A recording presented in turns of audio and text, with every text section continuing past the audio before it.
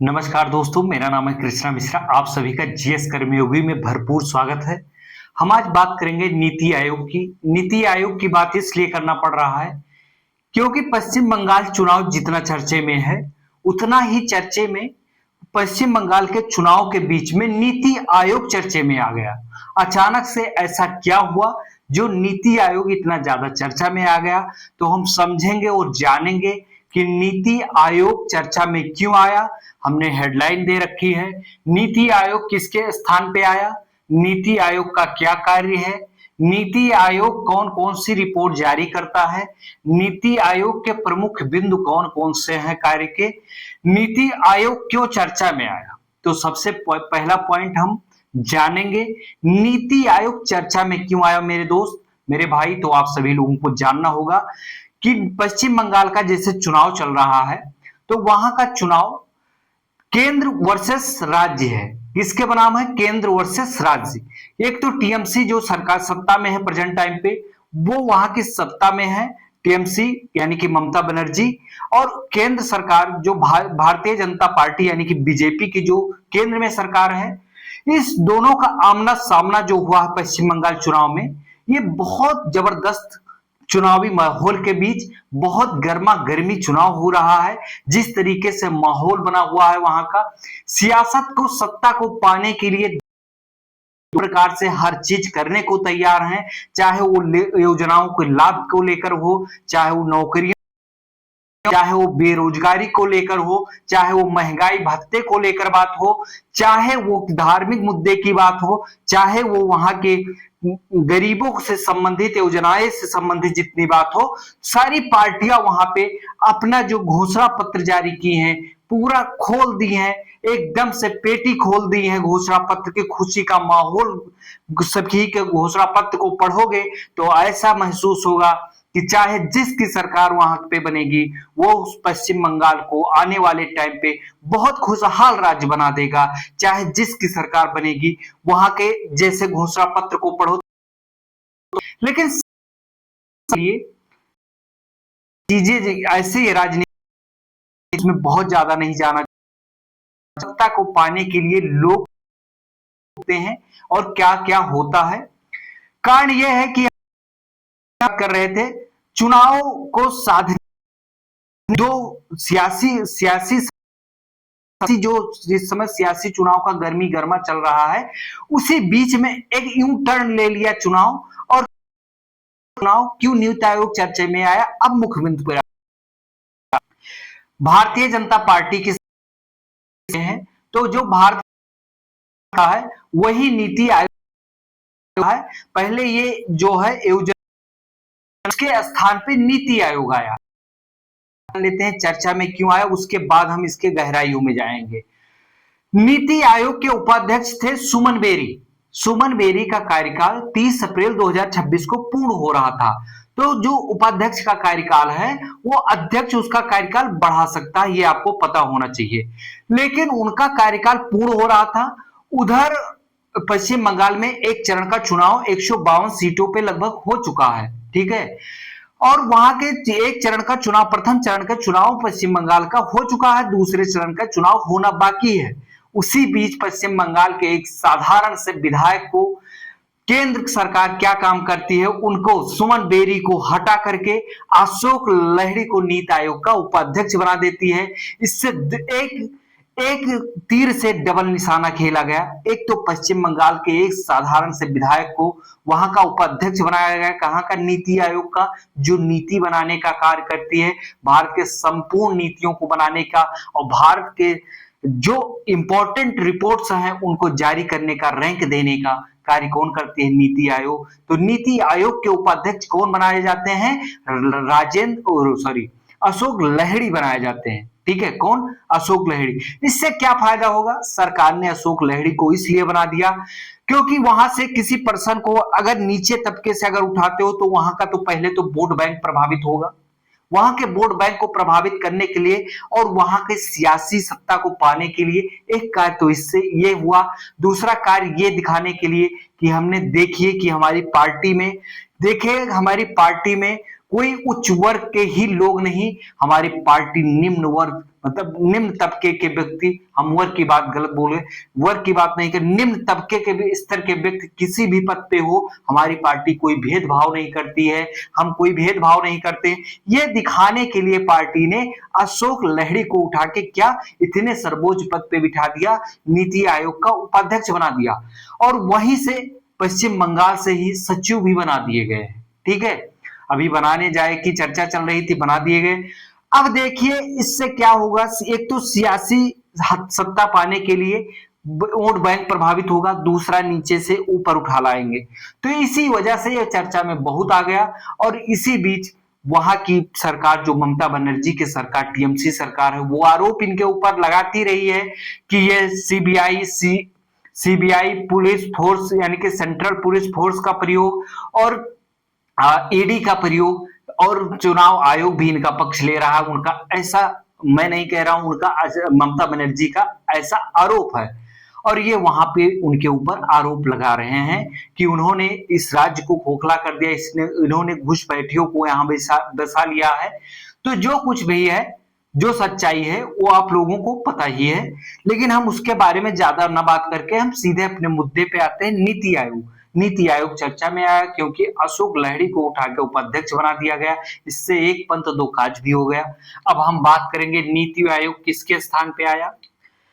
भारत देश जब आजाद हुआ तो भारत के प्रधानमंत्री ने सोचा भारत के विकास कार्यों को करने के लिए कोई ऐसी संस्था बनाई जाए, और मंथन किया उन्होंने, कोई ऐसी संस्था बनाया जाए जिस संस्था के माध्यम से भारत के हर एक जगह पे संपूर्ण विकास पहुंच सके और हर एक ग्रामीण से लेकर शहरी क्षेत्र तक योजनाओं का लाभ पहुंच सके। तो उन्होंने विचार किया, मंथन किया, सभी उस समय अर्थशास्त्रियों ने अपना विचार प्रस्तुत किया और उन्होंने कहा एक हम योजना बनाते हैं। उस योजना का नाम दिया योजना आयोग।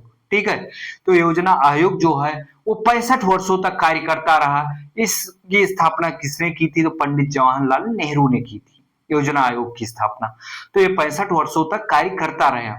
फिर वर्ष 2014 में किसकी सरकार बनती है? एनडीए की सरकार, यानी कि भारतीय जनता पार्टी की सरकार नरेंद्र मोदी के नेतृत्व में बनती है। इन्होंने योजना आयोग को समाप्त करके उसी के स्थान पे नीति आयोग का स्थापना करते हैं। नीति आयोग किसके स्थान पे आई थी? योजना आयोग के स्थान पे। इसकी स्थापना 1 जनवरी 2015 को होती है, योजना आयोग की स्थापना। इसके सदस्य जो हैं, अब हम बताते हैं इसके अध्यक्ष कौन होते हैं। हमने बताया इसका अध्यक्ष प्रधानमंत्री होता है। इसके उपाध्यक्ष वर्तमान में कौन बना दिए गए हैं? अब कौन बना दिए गए हैं? अशोक लहड़ी बना दिए गए हैं। इसमें जो है सीईओ भी होते हैं, तो वो वी आर सुब्रमण्यम जी हैं सीईओ इसके। ठीक है, और इसके सदस्य भी होते हैं, सदस्य होते हैं 4 मंत्री। हम सदस्य को जान लेते हैं, सदस्य वर्तमान में कौन कौन है। ठीक है, इतना नाम याद कर पाना एक बार में संभव नहीं है, इसलिए हम नाम को जान लेते हैं। इसके सदस्य कौन से? पूर्णकालिक सदस्य वर्तमान में इसके बी के सारस्वत वैज्ञानिक हैं, प्रोफेसर रमेश चंद कृषि विशेषज्ञ हैं, डॉक्टर बी के पाल स्वास्थ्य से संबंधित हैं, आनंद बिरमानी जो है अर्थशास्त्री हैं, गोवर्धन दास भी इसमें शामिल कर दिए गए हैं। ठीक है, हमने बताया ही था। फिर पदेन सदस्य 4 होते हैं, पदेन सदस्य भी होते हैं। वो पदेन केंद्रीय परिषद के 4 पदेन सदस्य भी होते हैं। उनको हम जान लेते हैं कौन कौन से हैं। राजनाथ सिंह जी हैं, अमित शाह हैं, निर्मला सीतारमण है और शिवराज चौहान है। शासी परिषद जानेंगे इसके कार्य क्या है। आयोग का गठन केंद्र सरकार को मिला करके और राज्यों को, सभी राज्यों के मुख्यमंत्री और केंद्र शासित प्रदेशों के इसका एक शासी परिषद की स्थापना की गई। लोग इसके मेंबर हो और राज्यों को नेतृत्व भी प्रदान किया जाता है, पता होना चाहिए। जानते हैं और थोड़ा सा इनके बारे में आगे बढ़ते हैं, पूरा हम जानते हैं। अब हमारा सेकंड पार्ट क्या आता है? नीति आयोग का कार्य क्या है। नीति आयोग का कार्य हम जानते हैं, इनके कार्य क्या है। नीति आयोग का कार्य है रणनीति, नीति निर्माण, यानी कि देश के 15 वर्षीय विजन डॉक्यूमेंट्स जैसे बनाए हैं, 7 वर्षीय रणनीतिक योजना और 3 वर्षीय एक्शन एजेंडा तैयार करना, इनका यही कार्य है। नीति आयोग जो है भारत में सभी योजनाओं को तैयार करने का कार्य करती है और ऐसे योजना बनाई जाए कि ऊपर से लेकर नीचे तबके तक और नीचे तबके से लेकर ऊपर तबके तक सब तक संपूर्ण लाभ बराबर पहुंच सके।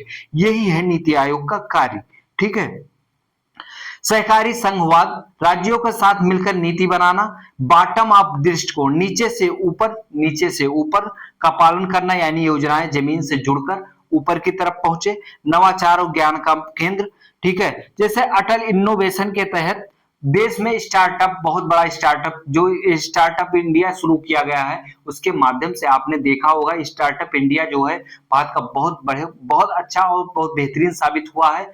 और फिर हम बात करते हैं स्टार्टअप इंडिया के साथ साथ और किसकी बात कर लेते हैं, तो स्टार्टअप इंडिया भी इसके नवाचार के माध्यम से काम करता है और स्कूलों में नवाचार के माध्यम को बढ़ावा देने के लिए।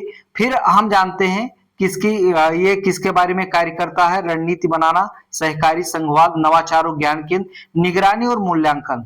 सहकारी योजनाओं का जैसे आयुष्मान भारत हुआ, जल जीवन मिशन हुआ और जितना जैसे ग्रामीण आवासीय योजना चल रही है, जो सारी योजनाएं जितनी चल रही हैं इसका मापन करना है, दृष्टिकोण से मूल्यांकन करना है कि कितना लाभ पहुंच रहा है, इससे व्यक्तियों को कितने प्रतिशत व्यक्तियों को इससे लाभ मिल रहा है, ताकि ये समझ में आए कि जो योजनाएं चलाई जा रही हैं सरकार द्वारा, केंद्र सरकार द्वारा या राज्य सरकार द्वारा, उसका कितना बेनिफिट जो है वो बराबर लोगों को मिल रहा है।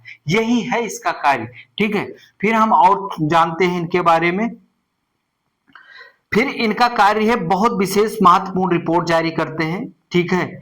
जैसे कि नीति आयोग प्रमुख रिपोर्ट जारी करता है एसडीजी, आपको पता होगा, सस्टेनेबल डेवलपमेंट गोल। ठीक है। इंडिया इंडेक्स, सतत विकास लक्ष्यों को राज्यों में प्रदर्शन को मापना, जैसे राज्य कौन सा राज्य टॉप पे है, कौन सा मध्यम में है, कौन सा निम्न पे है, सस्टेनेबल डेवलपमेंट के लिए किस राज्य ने कितना कार्य किया, इसकी रिपोर्ट जारी करना इसका कार्य है।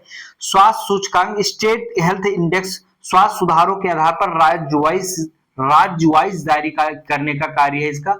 हर राज्य को क्रमानुसार जारी करते हैं, कौन सा राज्य कितना सुधार किया है। इस बार जो रिपोर्ट आई थी 2025 में, उसमें उड़ीसा टॉप पे था।